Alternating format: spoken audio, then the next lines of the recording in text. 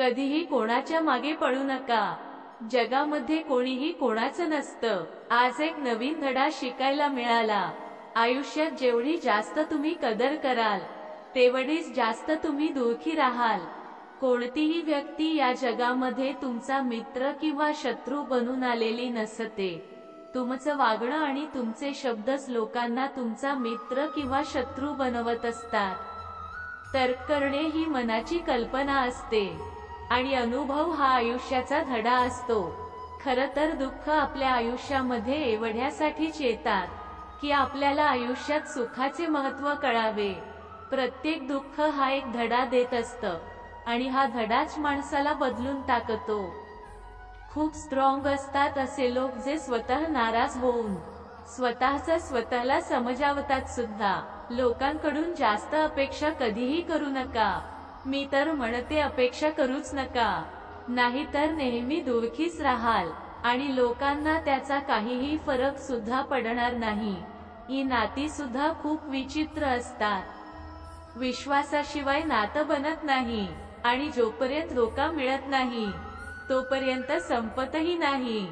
अडचणीच्या वेळी मदतीचा दिखावा करणारी लोकही बऱ्याचदा तुमचं दुःख, तुमची बर्बादी पाहून आनंदी होत असतात। अशा लोकांपासून स्वतःला नेहमी लांब ठेवा, त्यातच तुमचं भलं आहे। भरोसा तर आपल्या श्वासावर सुद्धा नसतो आणि आपण माणसांवर भरवसा ठेवतो। ज्याला तुमच्या भावना समजतात आणि तरी सुद्धा तो तुम्हाला त्रास देतो, दुःख देतो, तो तुमचा कधीही होऊ शकत नाही। तुमचा विश्वास डोंगराला सुद्धा हलवू शकतो आणि तुमचा संशय नात्यांमध्ये डोंगर उभा देखील करू शकतो। इतकंच लक्षात ठेवा, तुम्ही कधीही असा विचार करू नका की तुम्ही एकटे आहात, तर असा विचार करा की तुम्ही एकटेच पुरेसे आहात आणि मग बघा तुम्हाला कोणीही एकट पाडू शकणार नाही। कोणासाठीही तुमचे शब्द वाया घालवू नका, फक्त शांत राहून पाहत रहा, तुम्हाला कोण समजून घेतो। एक वेळ अशीही येते जेव्हा माणूस दुःख सहन करणे शिकतो। कुणावर तर प्रेम करणे हे चुकीचं नसतं, पण कोणावर प्रेम करून त्याला सोडून देणं चुकीचं असतं। जो माणूस नेहमी शांत राहतो तो त्याच्या शांतपणे सुद्धा खूप काही सांगून जातो। चांगली लोक नेहमी आनंद देऊन जातात आणि वाईट लोक हे नेहमी एक अनुभव देऊन जातात। तुमचं दुःख फक्त त्याच व्यक्तीला सांगा ज्याची तुमचं दुःख समजून घेण्याची लायकी असेल। स्वतःच्या मनाची इतकी खोटी समजूत घालून घेऊ नका। कोणीही माणूस इतका बिझी नसतो की त्याला तुमच्यासाठी वेळच मिळत नाही। बऱ्याचदा तुम्ही अशा लोकांसाठी गरज नसतानाही काळजीत राहता, ज्यांना खरं तर तुमची काळजीच नसते। अशा भ्रमात तर अजिबात राहू नका की प्रत्येक नातं खास असतं। इथे तर प्रत्येकाला आपली वाटणारी व्यक्ती शेवटी धोका देऊन जाते। आयुष्यामध्ये असा एटिट्यूड बनवा की जो जसा आहे त्याला त्याच भाषेमध्ये समजवता येईल। वाईट वेळेमध्ये जो माणूस तुमची साथ सोडेल तेव्हा समजून जा की तो माणूस तुमच्याबरोबर कधीच नव्हता। तक्रारीची सुद्धा एक इज्जत असते, म्हणून कोणी दिसेल त्याला तक्रारी सांगितल्या जात नाहीत। आता भीती जखमांची नाही तर लोकांबरोबर ठेवलेल्या आपलेपणाची वाटते।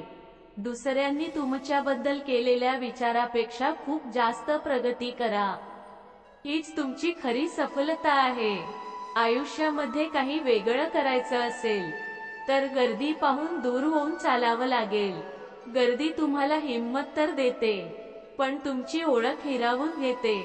आपल्या सर्वात जवळच्या व्यक्तीला गमावण्याची भीती म्हणजेच या जगातील सगळ्यात मोठी भीती असते।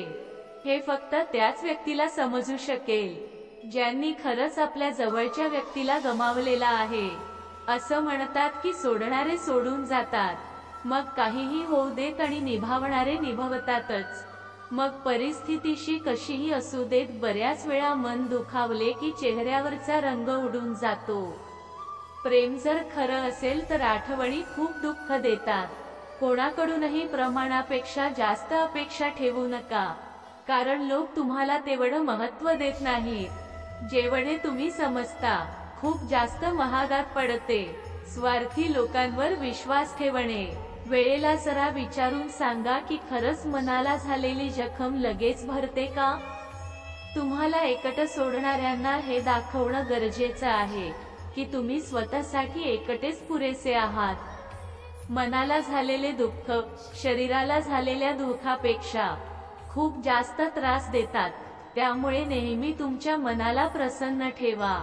या जगामध्ये जगायचं असेल तर तुम्ही सुद्धा थोडं मतलबी बनायला शिका, कारण इथे धोका मिळायला वेळ लागत नाही.